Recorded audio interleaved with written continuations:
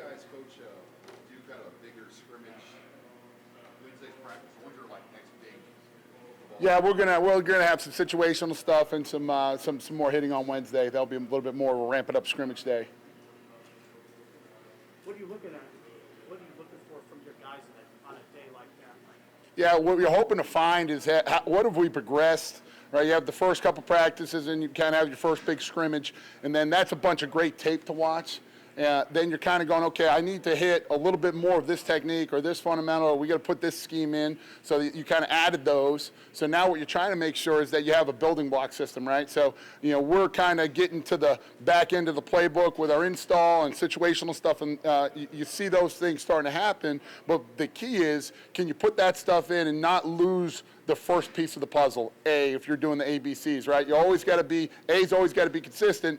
You get to B, and then if you can't keep those building blocks, you can never get to C. So you got to try to make sure that you can, get a good look at the stuff that's, like I said, on the back end of the playbook, but also are you carrying over your techniques and fundamentals? Hey, Mike, getting to see practice on Saturday, Garrett Nelson looked like a guy who's kind of all over the place. Is that a good way or a bad way? I think in a good way. Yeah. But you tell us. But I mean, that's maybe not really a surprise with him. How has his game evolved? Yeah, that's never a surprise with effort with Garrett. I mean, there's no one that gives more effort and is going to run and fly around. It is for him, honing in on being, very fine with his detail. He's not a young guy anymore. He's got in respect to most of the rest of the roster, he's one of the old guys now. So as far as experience goes and things like that, so we need him to have that same effort and be exact, which he's working towards and knowing and understanding. He's starting to kind of, now that he's moving past football 101, he's kind of starting to get into some, graduate level classes as far as understanding where he's going and how to play the game. So when a guy has that type of effort, it makes it much easier to coach the other stuff. You never want to have to coach a guy to run to the ball or give great effort. That's something that they should be able to do on their own. And he's a classic example. A guy does it every day. Is there ever a situation with him, whether it's in games or practices, where it's important for him or important for you as a coach to want him to pace himself, or do you just go all out? No, I don't want him to pace himself. That's why I'm here. I'll pace him, and if I see him and he needs to get out of the game, I tell him all the time, you go until you can't go anymore. I'll get you out, and it's not a punishment. Go drink some Gatorade, and then get back in the game. That's always my thing. I want him to go as hard as he can for as long as he can, and then when he needs a break, we'll get him a break. We'll put some of the other guys in there and keep going. Hey, Mike, how is Isaac Gifford been able to take advantage of those reps with JoJo being out? Yeah, Isaac's another guy that he's a sponge football-wise. One of the guys that he picks up football and just, you don't have to tell him a bunch of times with the reps. He's a guy that can absorb it. He can watch somebody else do it, and then get out there and have a chance to do it. High football IQ guy, and he's another guy that you never have to coach on the effort. He's going to work hard at it. So as many guys like him in the situation where he may not has not banked as many reps. Obviously, a guy like JoJo has 1 million reps in the bank. So it's been good for him to be able to get out there and get a bunch of reps for sure. How much do Isaac and Javen fall under your teaching when they're also listed as safeties? How does that work out? Yeah, that position is kind of a hybrid position a little bit, and it kind of, that outside linebacker DN, depending on whether you're in the 4-down system or the 3-down system, can mean a few different things. So they're guys that, and I've said, you guys have heard me say this 100 times already, at this position, you could be doing a safety job on one play, you could be doing a D lineman job on the next play, and a linebacker job in between or whatever. So, those are guys that have those skill sets in which, we really like, because you have to be able to walk out and play coverage on an open number 2 to the field at that spot. But then at the next call, Chins may have them what I call is on, where they're the rusher, and they're basically playing D-end. So there's a lot of crossover in that, and between myself, Coach Fisher, and Chins, all kind of getting our hands on them. I think that's something that's, those guys hear from a lot of different people, but I think that could be a good thing too. How much of your special teams can you map out the personnel of guys coming out of spring? These are sort of the rough draft list of guys we want, or does that go into the fall? Yeah, I think it's ever changing, and it's going to go from the spring into training camp and then into the fall, and will probably still be fluid week to week, game to game. So, but what we're doing right now with the whole roster is we're laying the groundwork and kind of getting those, as I was talking about on defense, getting those building blocks down with the techniques and fundamentals. So now all the guys on the roster know, hey, we got to plug you into punt return. They know the techniques. They know how to widen a guy. They know how to bang and lag on a guy and do the different techniques that we're teaching, so that when we do get to the fall, when that depth chart does move, then we are plugging guys in that know what we're talking about. They know the system. So, Is there a scenario where you could see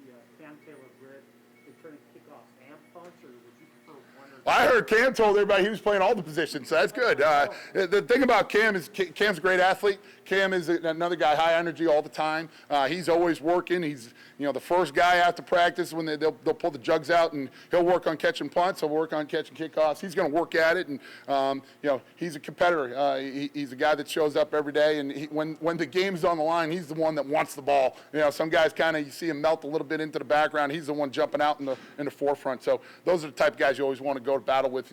Give yourself a chance to win with guys like him. would you, is that, if you want him to do one or the other, or could you do both? I think sometimes it depends on the skill set of a guy, and every situation's different. And we also he's going to play a lot of snaps for us. I don't think that's any secret. And I know he wants to be out there, and we got to manage where we need him, who else is doing the other jobs. Maybe depending on how the gap is or things like that. So that's always something we're going to look at. But he's a guy that I have faith can do just about anything on the football field. He can throw the football a million miles too. So he can do it all. We noticed that Colt wasn't kicking on Saturday. Is that a long-term thing? No, I don't think it's a long-term thing, no. How did you feel like Crawford and the other guys did kicking off and also doing a couple of kicks? Yeah, there wasn't a ton. We were doing mostly, drills and stuff like that. But, same thing. And we talked to those guys about being consistent.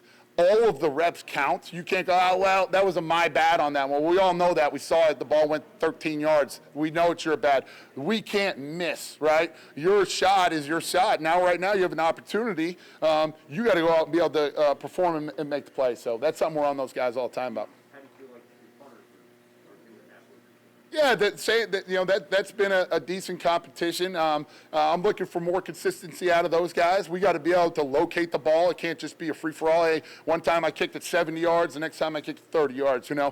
There's got to be that consistency where we're putting the ball up in the air and we're getting exactly where we want it. We're getting it located so we can get our coverage down and tie all that together. But those guys, they have a big job to do, and it all starts with the snap to the catch, to the delivery and the kick, obviously. So they got to put that together. And it's not like, hey, you just walk out there and you punt the ball. There's a long process that people don't, same thing. You guys are at that practice. People aren't watching those guys on the side working their drops. So, they're not watching pre-practice where they're out there 20 minutes before everybody kind of going through their routine. So that's not just a plug in and just, hey, guys, just kick it. Everybody wants to say that, right? But they got to work their skills, too. You had such a limited read on Cherney.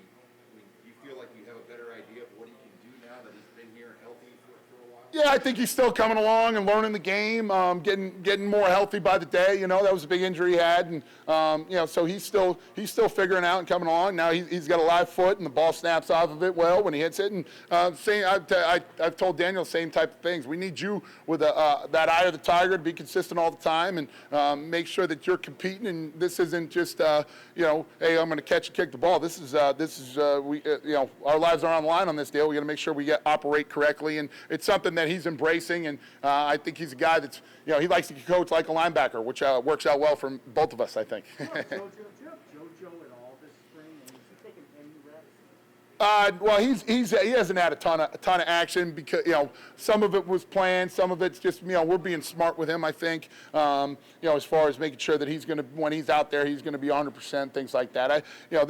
Some of those guys have been around. He didn't miss one single rep the entire season last year, which is mind-blowing. Especially he's another guy who's playing hard all the time. You don't see him taking reps off during the games, things like that. So the big thing for him is being able to stay mentally into it and then helping the young guys, get the reps by going watching, Isaac or Jamin and go, hey guys, I saw this or I saw that, or, when he makes this call, well, you guys should be thinking about this or that, and which he's doing a good job at. So if he continues to do that, I think that mentally be in the right spot and he'll hit the ground running, we get back ready to roll. Now that JoJo is, you've shown what you do, is this a position that you guys plan to have in your defense going forward, like even after he's gone? Because I know when you guys got here, JoJo wasn't really in that role, and then he kind of evolved into it, and now he's really good at it.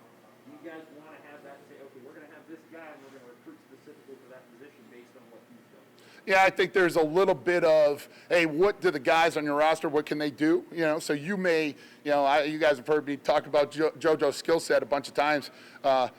Maybe it takes two guys to make a JoJo, you know what I mean? Or something like that. So, hey, on this situations, we're going to want this guy in the game, or, maybe not. Or if you have a guy that evolves into the role and, he's a guy that has the cover skills of a safety and has the physicality of a linebacker, so he can do those things. Maybe sometimes you need to have, one guy has one and the other guy has another. So it could be something like that. And I think, you never marry your scheme. You kind of, hey, how can we use this guy to get the most out of him? Yeah, I think that Javen physically, he's, when you see him, Javen's a real big guy, and I saw he became Twitter famous with the catch that he had. I saw that popping up all over the place, which was awesome. And he's got that great athleticism, and he's super long, and he's another guy with a very high football IQ. It doesn't take him a lot of reps to kind of go, okay, I got you, coach, I understand it.